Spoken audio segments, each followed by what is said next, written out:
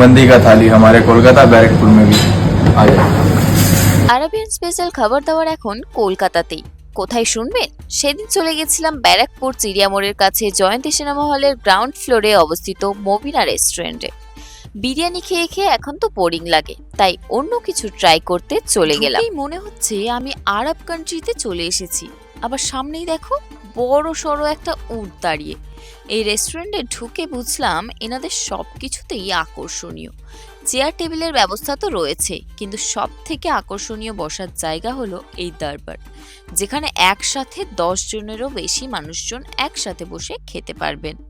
এদিকে চলে এসেছে সুলতানি কাবাব, যেটার বাইরেটাও চিকেন এবং ভেতরটাতে চিকেনের কিমাতে ঠাসা।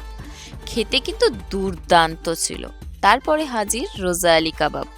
ঢাকনা খুলতে দেখি হালকা স্মোকি চিজি মেল্ট। উফ, এটা তো মানে আলাদাই খেতে ছিল।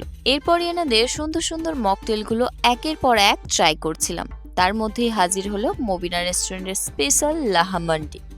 রাইসের ওপরে বিভিন্ন রকমের কাবাব, salad, chicken gravy, raita, mint chutney দিয়ে পরিবেশন করা হলো।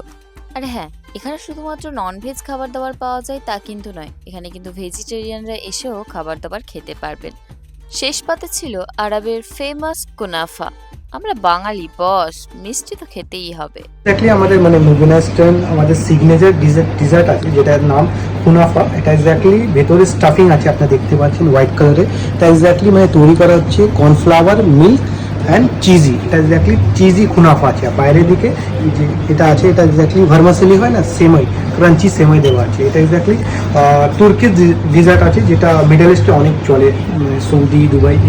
আর এটা সুগার সিরাপ আছে, আপনার এটাতে পোর করে খেতে পারেন।